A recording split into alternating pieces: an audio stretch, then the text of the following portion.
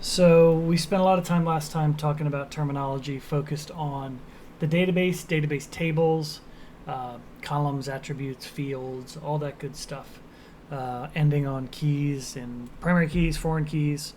And today we're going to really focus on more terminology around relationships. So I've only got a couple of slides here, but I want to try it. I'm a whiteboard person when I'm in the classroom, so I like to be on a whiteboard and draw a lot of stuff. And so I'm going to try doing that with my iPad and see if we can have something that feels like a whiteboard. So when it comes to relationships, relationships are defined as existing between two tables when you can in some way associate the records from the first table to those of the second table. Relationships are established via primary and foreign keys. We talked about primary keys being the column or the attribute that uniquely identifies every row, every record in a table. And the foreign key is on another table referencing back to that first table. So alternatively, instead of just a primary foreign key relationship on a set of two tables, relationships can be built using a linking or an associative table. This is how we build our many-to-many relationships. And there are other reasons we might build a linking or an associative table, which when we get into more details, we'll talk about.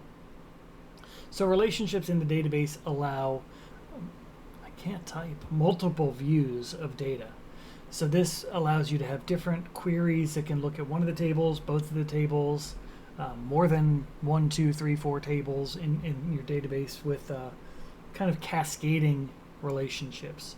So if you imagine we have 4 tables, table A can be related to B, B can be related to C, C can be related to D, which ultimately means that A is somewhat related to table D.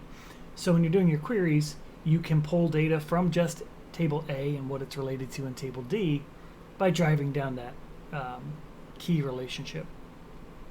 The two data-focused items are around enforcing data integrity. So I think one of the examples we had, or one of the things we talked about last week was televisions or electronics. And when we built that table, there was a field that represented a manufacturer. And by using a foreign key from a product's table, we guarantee that whatever manufacturer we set for that product is in the manufacturing table. You can't add arbitrary data in the column. It has to exist in that manufacturer's table so that you have that integrity of the data. And so if you think about a table like a manufacturing table in a database, it's probably going to be centralized to a lot of things. Maybe contacts at that company, email addresses, products that you have on order, billing statuses. It's all related to this manufacturing concept or the manufacturer's concept. And so having one table there and enforcing that integrity of only using manufacturers that are in your manufacturer's table, that's the data integrity we want to accomplish in our database. If we violate that tenet, then you can have tables in your product table that don't match the data in your contacts or ordering tables. So having that multi-level kind of relationship really does help enforce that data integrity. And it's the same thing for duplicate data. So if you imagine a manufacturer's table has things like an address and a billing phone number or a fax number or whatever. If you have a product table, you don't have to duplicate all that manufacturing data for every product record. You link back to that manufacturing table, so you only store and maintain that data once. All right, so this is where I'm going to try to draw something. So let's see how this goes.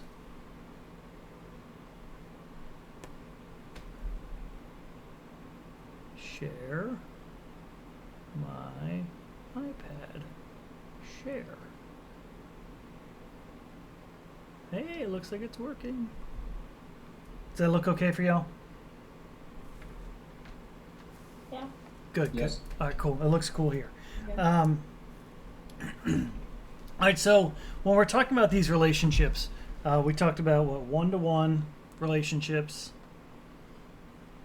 one-to-many. I didn't say I had good handwriting. I just said I like to draw on the whiteboard. And then we talk about many-to-many.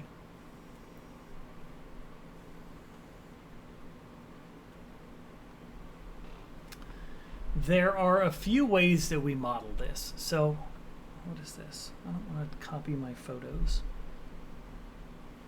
For a one-to-one relationship, there are two real ways we can do this. So let's imagine going back to our, what do we say, employees and or offices and buildings. Yeah, that's an easy one. Offices and buildings. If we have an offices table, this would be like my corner office on the executive floor in my building. Lives in a building.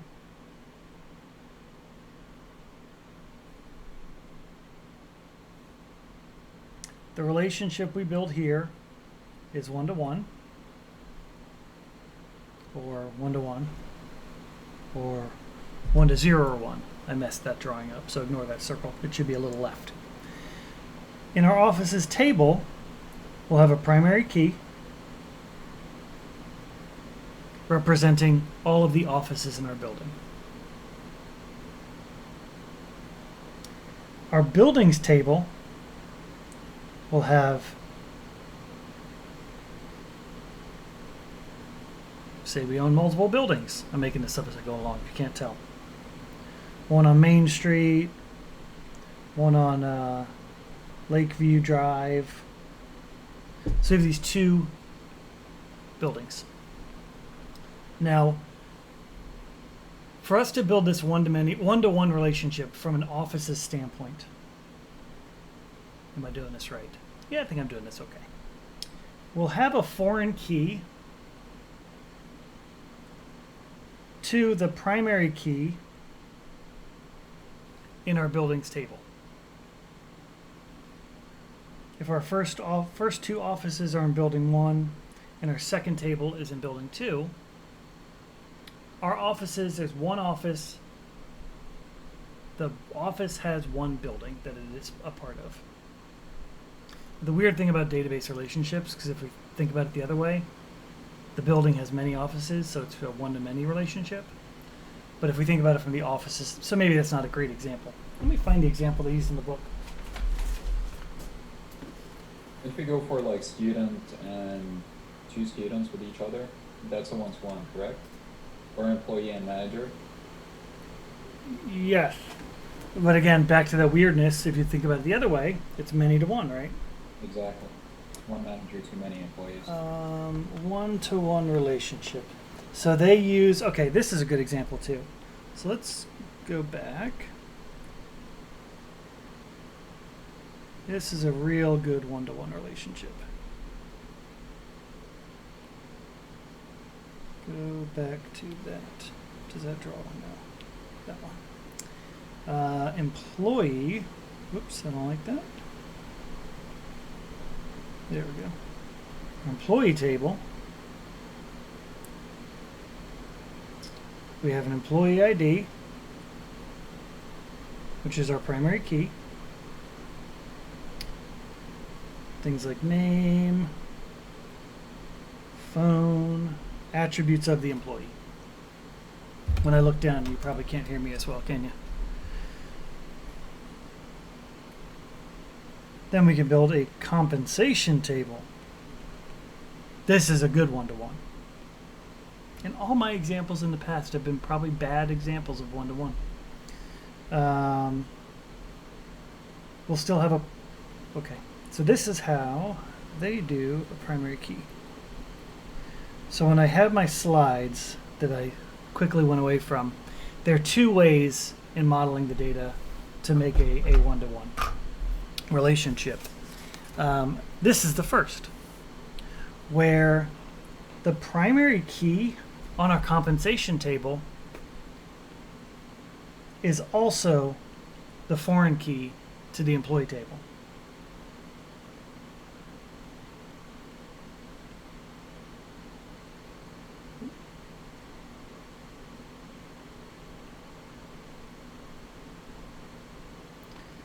So if we had employees 1, 2, and 3,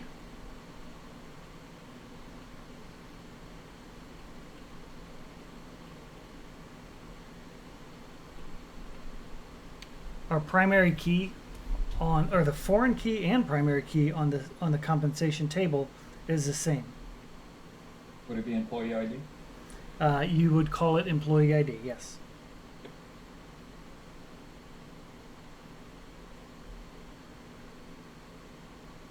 So the first person can be hourly at $12. Next one can make $100,000 a year, and the one after that can make $60,000. So in this example, I can't point. That's the part of the problem. This is a real one-to-one relationship. There's no backwards many-to-one or anything like that. So it's every employee has one and only one compensation. I have a clarifying question on the compensation table. Yep. So you're saying that so both primary key and foreign key is same in compensation table? Yep. Yep. So if you think about it in two ways, first, every table needs a primary key, right? Right. And then there are really two ways of doing this on this table. We can have its own primary key and a foreign key, right? But since it is a one-to-one relationship, this primary key it's just not relevant. So you can define that column as both the primary and the foreign key. Okay. So but both ways is right. Yes. Just unnecessary. I think it's unnecessary. Gotcha. Wow, I'm really doubting everything I've said in the past about one-to-one relationships. I think this is the way you do it. Huh.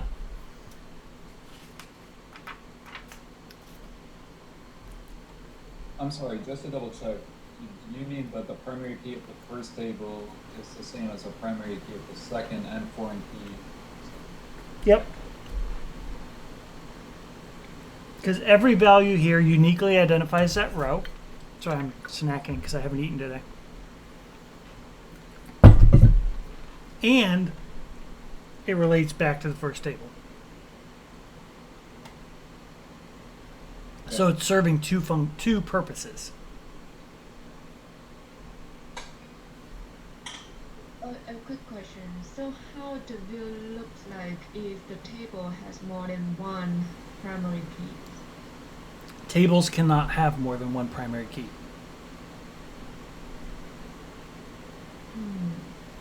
It must be one and only one primary key, but we can have multiple foreign keys. Correct.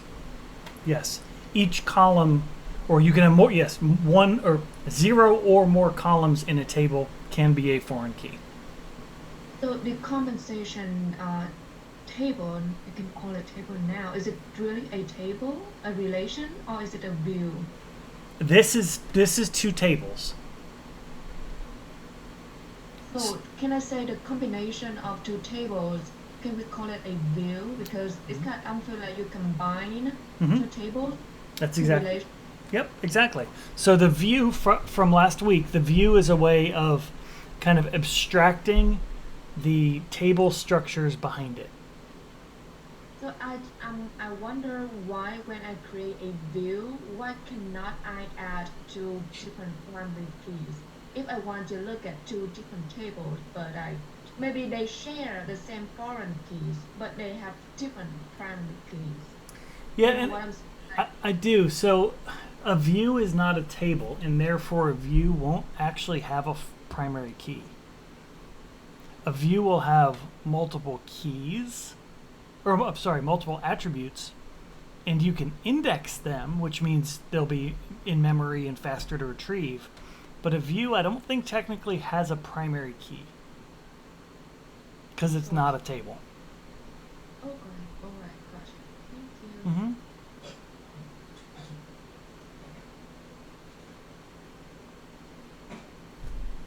All right. Let's see. Yeah. we can have only one table as primary key. That's what you said, Professor.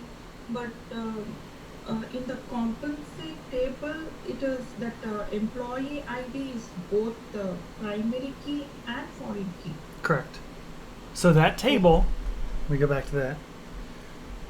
This compensation table only has one primary key. So this may be clearer when we start to build our tables using SQL. But when you build a table, you do a couple of things. So you create the table. I'm going to make kind of my own little scratch pad here. You create the table. Then you create the structure. So you create the structure of the table. Those are the different attributes, the different data types and whatnot. Then you define your keys. One and only one of which can be a primary key. And then you can have many foreign keys. So kind of think about it like layers. And actually this ties to one of the slides I'm going to have in a little bit. But if you think about it like layers of the data, the first thing is you're defining the structure. Then you're defining what the unique identifier out of that structure is.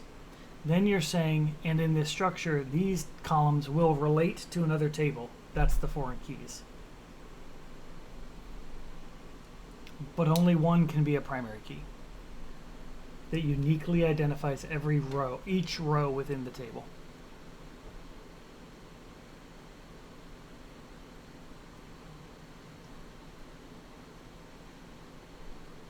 Professor. Yep. So, can we try another example? I think I have one example, but probably you could explain this better. Like, at least it will work in the United States. If one person can marry just another one person at a time, you know, unless someone is divorced. Can we do that example? One relationship?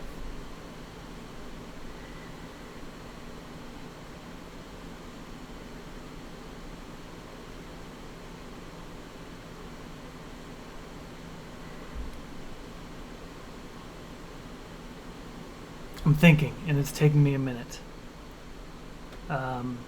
So let's work through it. Where do we start? So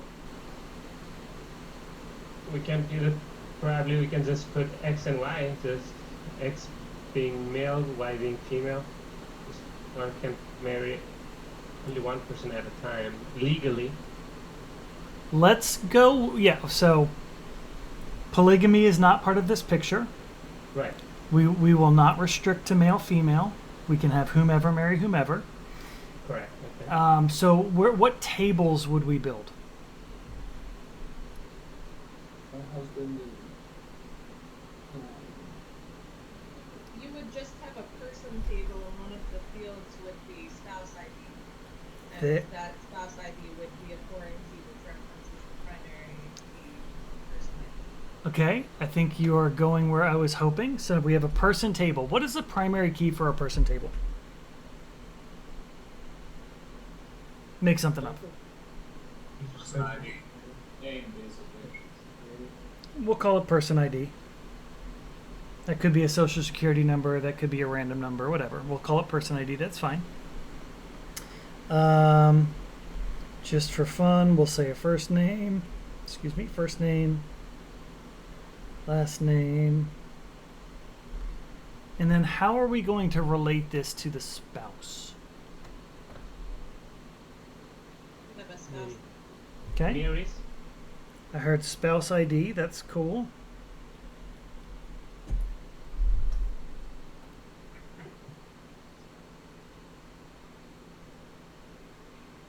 What's that a foreign key to? The person ID.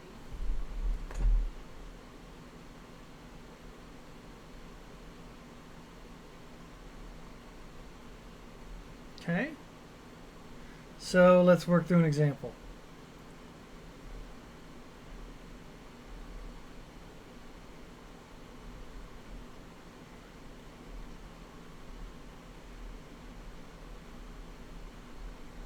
I'm intentionally choosing my wife and I just to make this a real example. So now what does the data look like to signify that we're married?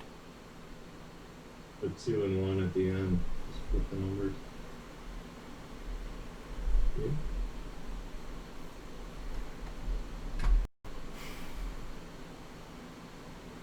I think that's a one-to-one relationship.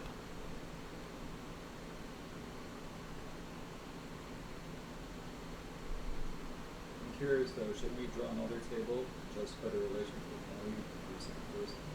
Or can we represent it just using one table?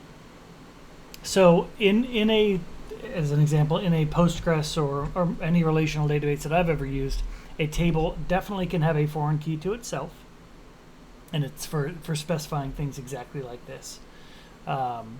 Siblings, family, when it's that entity type, that person or whatever, that has a relationship to another of that same entity type. So I think this would work. Thank you. Yep. The only thing that I don't like about it is that I have to put the data on the two rows, kind of referencing each other. That's not bad. I don't think it makes it not a one-to-one relationship. It's a good example.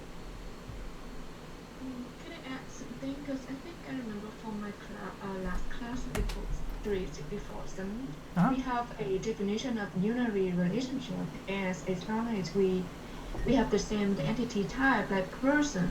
So it's kind of like a recursive line go back to that entity, and it represents the marriage. Like we supposedly we only married one person. Yep.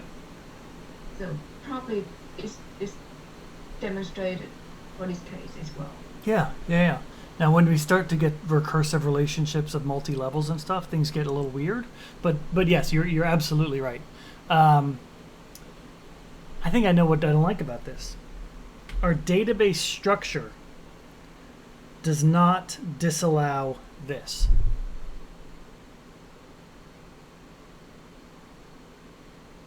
Well, you probably end up needing to have another table too, where you would have relationship type like married, separated, divorced. Good, yeah. Keep stretching that out as far as you want to go. Yeah. Yeah, but Yeah, the challenge when you start to get to tables like that, they start to look like a many-to-many table. Because again, if you think about spouse 1, spouse 2, you could invert it. Right? So if I had that many-to-many table, spouse 1, spouse 2, with or without a relationship type, I could have that and I could have that. I don't know of a perfect way to model this. So this is the entire purpose of this class, is to kind of think through how do we model our data. And sometimes there's not a perfect answer. Sometimes it's just the best answer you can come up with. Can you build in error handling? You could. So there are lots of ways to do it. I try to exhaust any actual data structure ways of solving the problem before moving to something like a stored procedure to run code to validate things. Okay. And there might be a way to do this I just don't know about, frankly. But that's a great example. I like going through that one.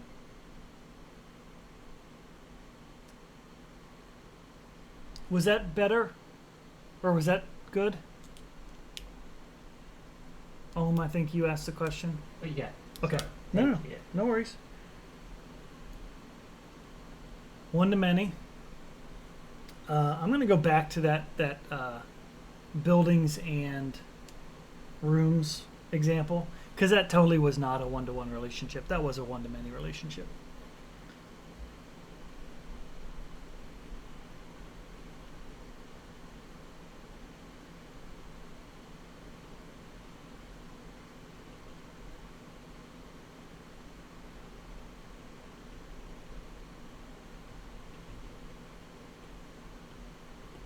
How many buildings does VCU own?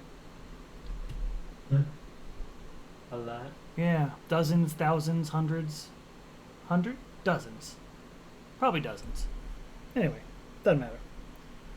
1 Main Street, 2 Main Street. Yeah, exactly. I'm just putting all 1, 2, and 3 Main Street. VCU owns all of them, we'll say. My eraser back. Because I'm going to run out of room real quick. And then let's model the rooms in that table. So what do you think our primary key would be here? Building number with the room number. The room number. It'd be like Room number. and room number. Together. You could do a composite primary key. Well, let's say we have a room ID. When you said number, I immediately go to things like room 101, room 102. Every building might have a 101, 102, etc. But room ID is a good one.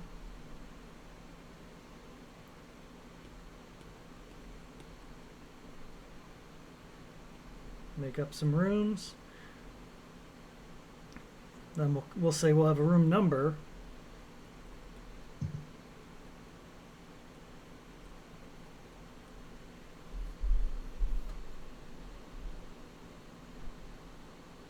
Now, how do I relate those back to buildings?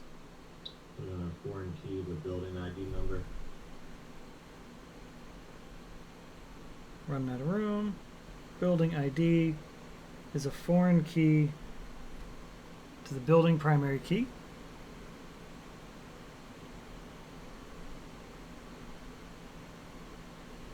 So now we know which building is that room part of. The second room 101.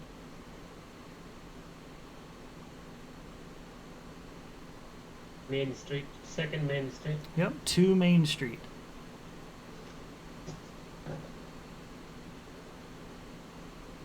You want to throw in a 1-to-1 relationship in here too? I came up with one. It's really good. Sure.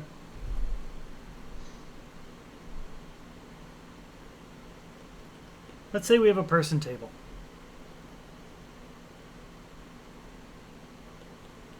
Primary key ID. ID is usually used for a primary key name.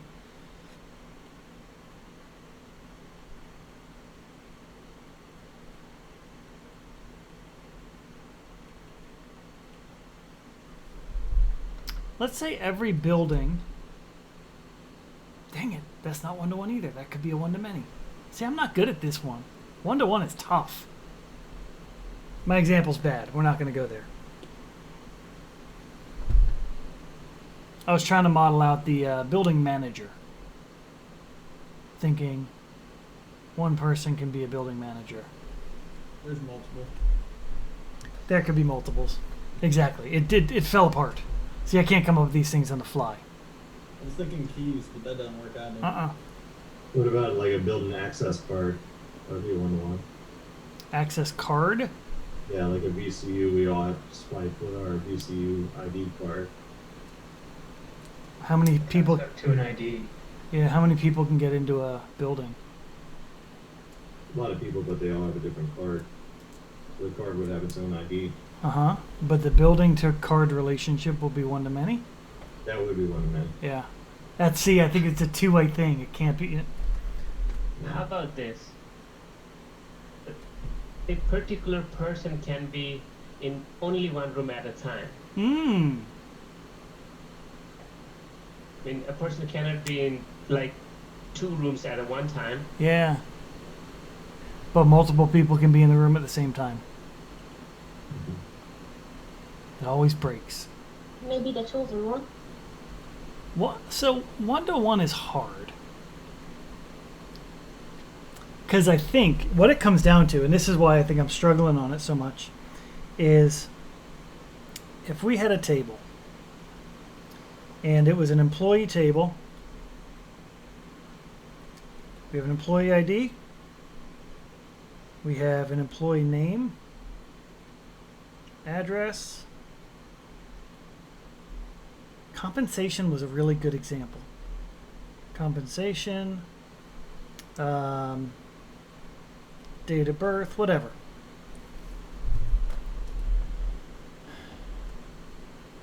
If you think about a table like this, each record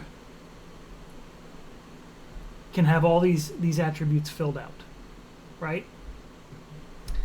Immediately, if I were building a data model, I would break out an address table for that one-to-many benefit, because people live together, multiple people live in one place. So that concept becomes a one-to-many. I can't have more than one name. I can't have more than one compensation. I can't have more than one date of birth. So, does my employee table look like this? Or does it become an ID and a name? And then I have an employee compensation table with an ID and the compensation. And an employee date of birth table with the ID and the date of birth. Now I've made 3 tables to hold each attribute. Right above It's a good idea. you. Yeah, sure, I could do that. Absolutely, I could do that. And I could put a view on top of it to combine it all to look like one thing. But I would never think this would be a best practice. Yeah, maybe in the sense of like if you were doing something for ancillary systems like a bio, that would be like paragraph text that you may not want to look at from a row view, or like an image, a blob, where you may not want it to load from a table. Maybe I'd put that in a separate. So like an avatar table, a blog, or no, not blog, bio is the right word. I think what Greg was. I think you were trying to say like the VCU card would be the person. Mm-hmm.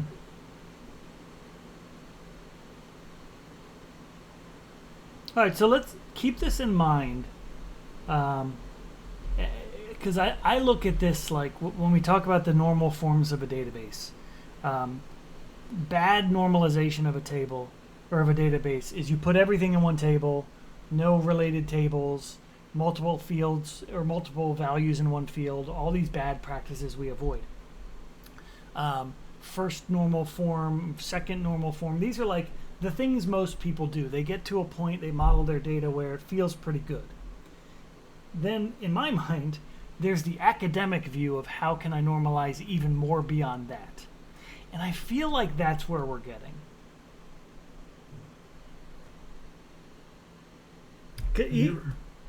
Go on. No, I was going to say, even that compensation example earlier, while it's a good example, and while it fits,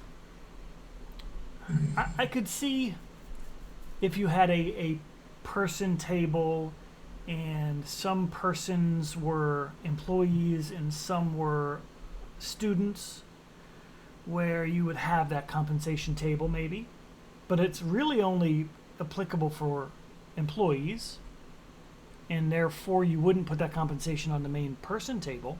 That would make some sense. I get that. So it's all about breaking down the what we're dealing with. I can say, like, in my world, like in McKesson, like, compensation would not be a one-to-one because, for instance, in one department, we hired 80 admins to do the same job, and they all have the same compensation.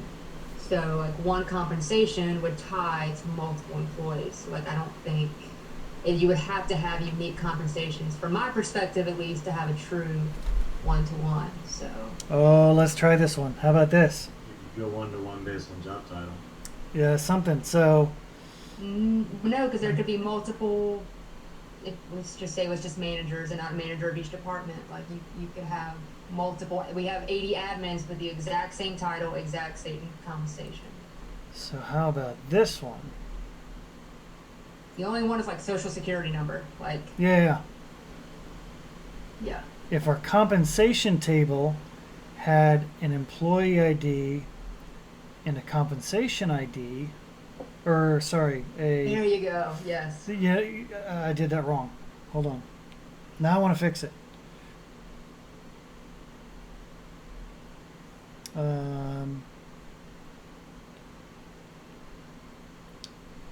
Actually, no, that still goes. Eventually, I still get to a one-to-many. Well, sorry. This is what I was going to. Sorry. The compensation definition is on the job type table here. You see what I'm kind of drawing a comp word there. What the compensation table is the employee ID and the job type ID. An employee can only have one job type.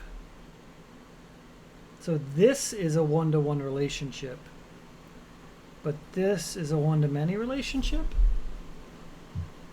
I don't know, I'm stretching here, but you're absolutely right. And again, this is the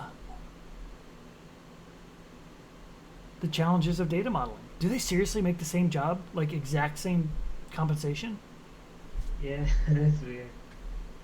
Does it keep going like that though? I mean, after the annual review. Well, that's exactly where I was going. Yeah, I mean, that's where I was like, if you got down to like cents, but I'm sure in McKesson with like 80,000, like you're gonna have some people that are literally at the same cent. So Yeah. you have to be something more one-to-one. One employee has one social security number, so if Yep. for some reason you store that separately, that's the only thing I can think of from our employee. Maybe one email address, so like one employee. Yep. And one email address would go to one employee, but that's really the only. No, so let me. You said something that I'm going to make a distinction on. Just because in a one-to-many relationship, or in a one-to-one relationship, let's go with that compensation example from the book. If two records have the same compensation value, employee table. Just write real fast now. Compensation table. Primary key here is their employee ID.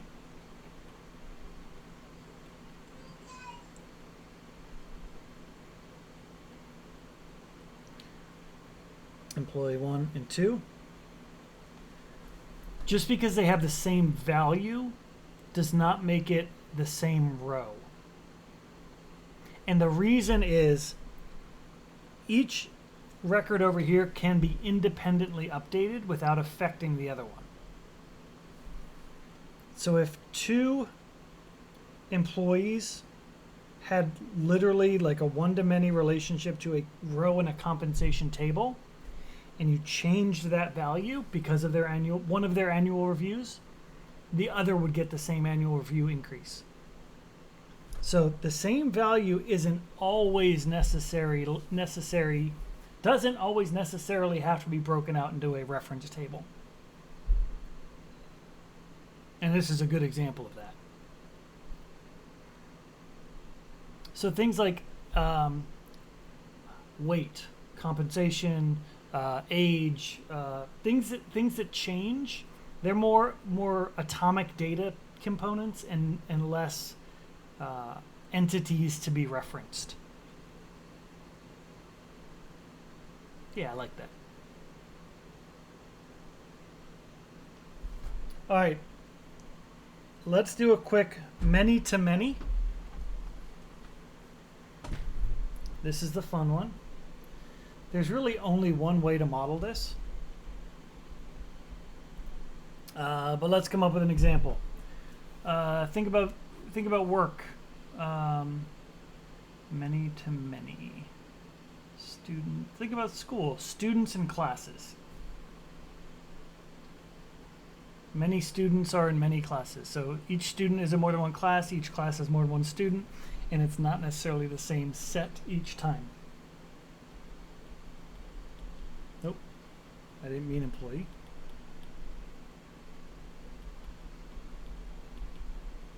All right, we have a student table. What is our primary key? Using VCU as an example. VID. Was it VID? Is that what it's called? Okay.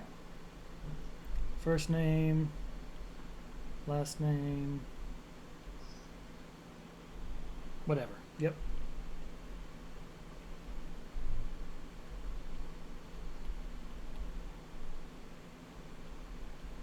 Everyone in this school has the same first and last initial. It's really weird.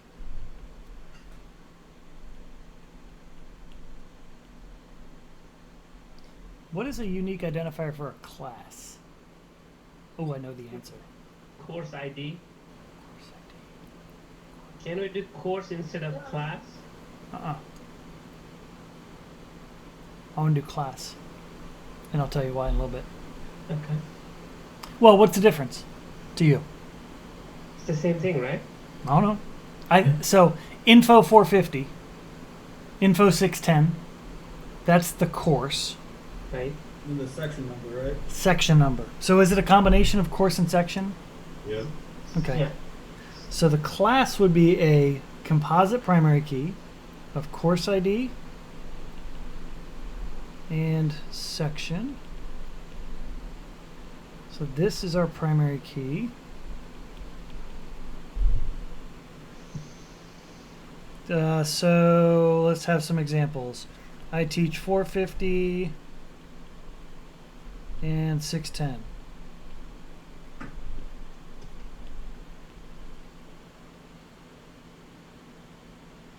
Okay.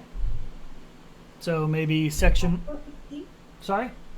We have two primary key in the class, so it's a composite key. It is? Composite primary key. Yep, Okay. exactly right. In this data model, it's a composite primary key of a combination of course ID and section. Okay? Now, we would have another table.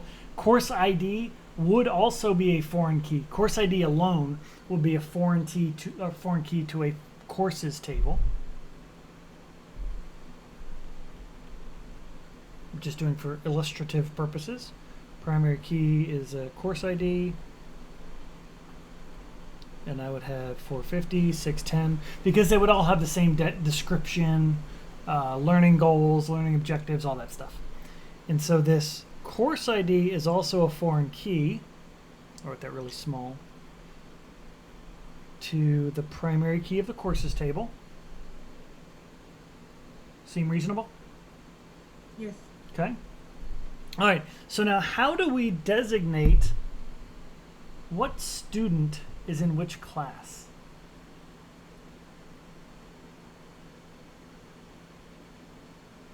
Oh, I'm teaching. I'm supposed to tell you, right? My bad. No. Anybody have any idea? Middle junction table. Yeah. A join table, an association table, whatever word we want to use. But let's say we made this and we would call it a student. I'm running out of space. I'll do a different color. A student class table. Is that too small, that writing, or is that okay for everybody? Oh, that's good. That's good. Okay.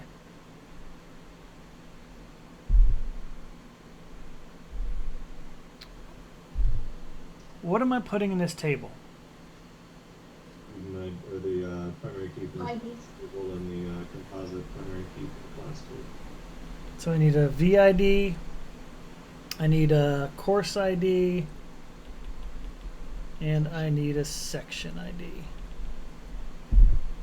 Technically, you're probably going to need to end up putting in semester ID as well. Yeah, there would be more. Yeah. And those are the analysis kind of things that we're going to start talking about when we start next week, when we go into what is the actual process for analyzing our business or use case that we're dealing with. But yeah, exactly. So how do let's put student 1 in section 2 of info 610.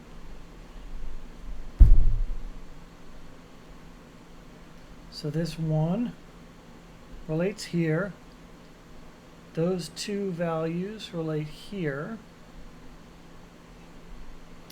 What is our Clause for that? say again? Don't you use a union clause for that, or join maybe for student 1 on that? When we were querying this, we would definitely be joining. Union is set theory, so that's not applicable here right now. Okay. Well, yeah, I'll leave it at that. We'll talk about that later. What do you think the primary key of the student class table is? Agreed. Anyone want to argue that? I'm sorry, I didn't catch it. The answer to the question. The answer. Oh, he said all three The primary?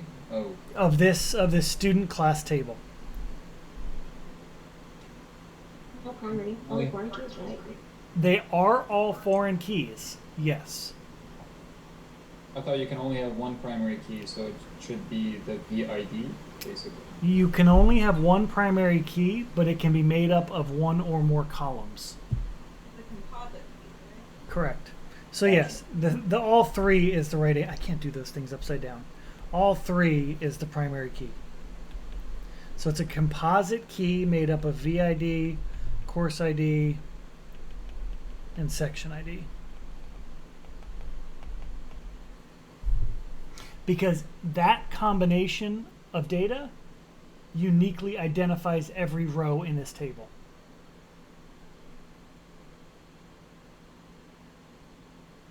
You could also make a primary key like for the associate table. You Like- could like an ID column. Yeah. Yeah. You, Right, you can You make could. primary, yeah. Yep. Yeah.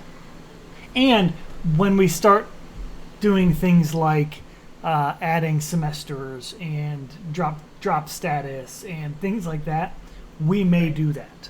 Or our primary key could become VID, course ID, section ID, semester ID, etc. You know, it could just get big.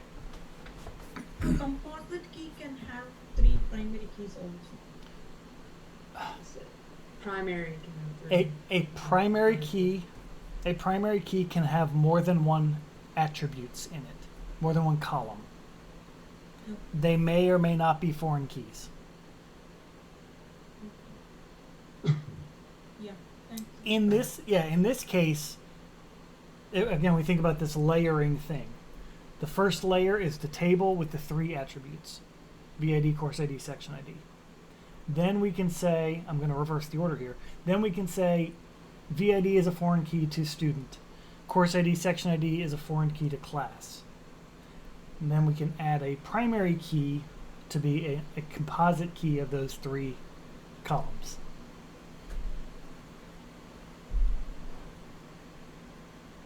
Professor, the student class, that's not a table, that's going to be a view. Nope, this is a table. So it's the actual table? Yep. Or, This would be an actual table in your database. If we wanted to make a view, let's take an example of, I want to try to clearly make this a view. We could do a view that says student class, students in classes. So this view could have first name, last name, course. I'm going to take it a step further. Course description, which we would get from here. Oops. So all that would be doing will be pulling data from those source tables. It's not its own data. That's the big difference, is that the view does not, it's not storing data. All it is presenting, viewing data from other tables. Professor, I'm thinking about the redundancy because I think if we store its entity as a singular table, and now just because you are combining them different relation into one bigger group, and you say it's also another relation. So I'm thinking, is it redundant to say like you have already had a individual student relation, class relation, and then when you combine, you create another relation? It's gonna be like, it's gonna consume more space in your database or your server, right? So, great question. How would you query for who's in what class otherwise if you didn't have that table? Yeah, the challenge comes, the optimization part is where I think you're really going for. And when we think about data types, and we go back to, I don't know if any of y'all have done like computer science classes or programming classes at all, different data types take different memory. So something like an integer at most is a 64-byte field, 64-bit field, an 8-byte field. All these integers are 64-bit fields. That's a really, really small amount of data. The things that really take more data on disk and in memory are things like your strings for your first and last name. I have a long last name. It's what, 11 something, I don't know. I can't count quick. 11 characters. My whole name is like 22 characters. When you have 1 million students, storing 1 million integers is not a lot of data. Storing 1 million names is a lot of data. So it's the names, it's the course descriptions. Those are the things you want to normalize and not store duplicates of. Storing relationships by a bunch of foreign key of integers, that's not something to worry about. The thing I would worry about, if anything, would be the querying complexity. The more tables you have, the longer your queries get, basically. But the actual storage is not something that I would concern. I would rather have a properly organized database than try to save a couple of bytes here and there by denormalizing things.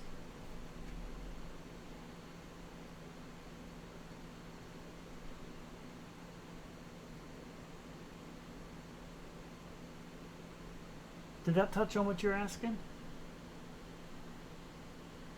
Yeah, kind of. I mean, I think I need more time to absorb it, but we can move on if you want to. Okay.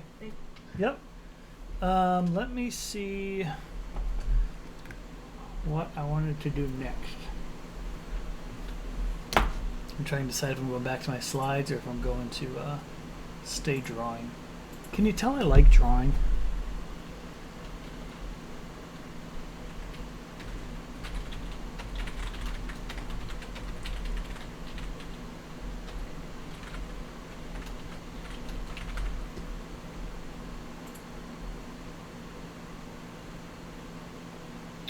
Okay, that's all the drawing I was going to do.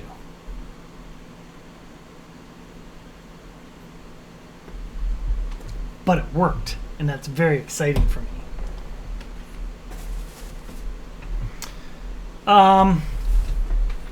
The next concept is participation of a relationship. And if we think about two tables here, we can use the what was a good one to many? The room and building relationship. Participation can be defined as either mandatory or optional. And so, if we You want to share your screen? oh, am I not? Oh shoot, my bad. Looking at Iron Man, Mortal Kombat, and Jack Sparrow right now. You can be jealous. It's okay. Jack Skellington. Jack Skellington. I knew what you meant. All right, you got it back. Cool. I like the Iron Man one the best, and I tried to find more Avengers little wall art 3D printable things, but I couldn't. All right, types of participation. So, using our rooms and buildings example, we'll say rooms is table A, buildings B is table B. The participation in that relationship is either mandatory or optional. So mandatory means if data must be in A before B, A is mandatory. If data does not have to be in A before B, A is optional. So if our room table has a relationship to the building, can you create a room without a building? No.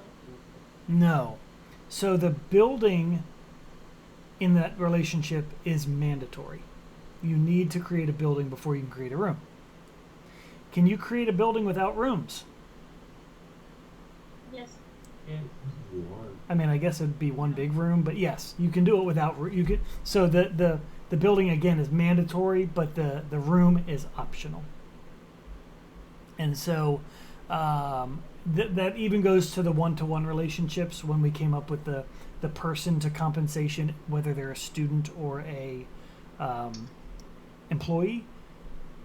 So the person table is mandatory because you can't do compensation if you don't have a person. So this is pretty straightforward, I think.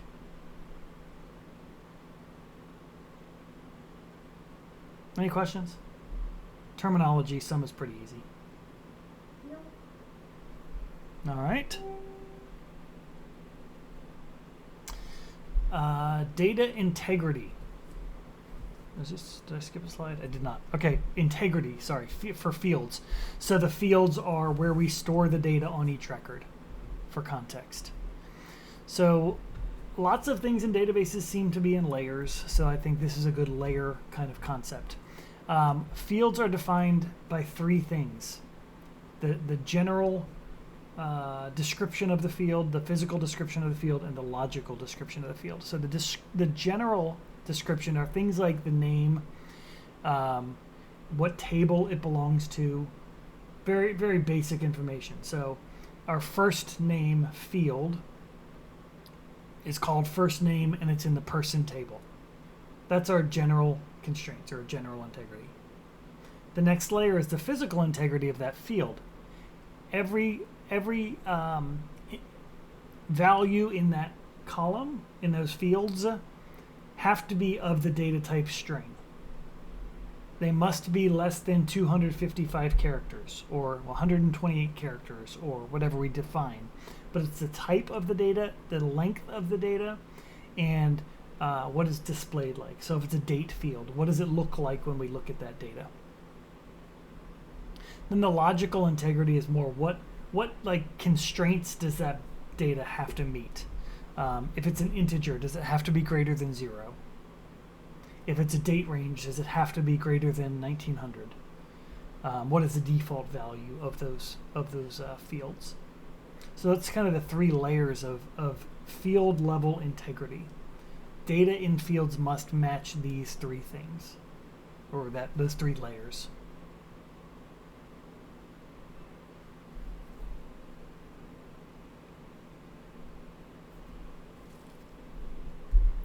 Types of data integrity: validity, consistency, accuracy. Table level integrity: no duplicate records in a table and all required fields are present. Duplicate records being keyed off of a primary key. Field level integrity is the last slide, all those rules we talked about. Relationship integrity, or referential integrity, which is the word I'll use naturally, ensures the data in the related tables is sound and synchronized after a transaction, which means I cannot commit that room record unless the building record is valid, because it's a reference to the business, or a reference to the record in the building table. So that relationship, the primary foreign key relationships must be valid before the data can be stored. And the last area here for data integrity is any business rules that you have. So this goes down to when you're building these databases for your job, you need to make sure you're meeting the requirements of your job. And those go kind of back to the things like date ranges and value ranges. You know, salaries can't be below 0. You can't hire employees under the age of 18, whatever your business rule is. But then even more than that, so when it comes to relationships, you know, maybe you can only have 2 offices, or you can only have 1 administrative assistant, or your password must be greater than 8 characters long. So these rules that you don't really define in the database, or you can define in the database, but they're not structural constraints. They're those business restraints to make sure that you're meeting the needs of who's paying you to make this database table.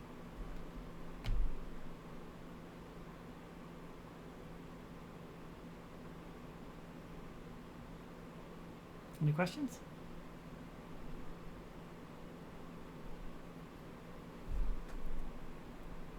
That's it. Told you it was a short night tonight. Well, it's not really that short, actually. Dang it. I tried to be short. All right, let me stop my recordings.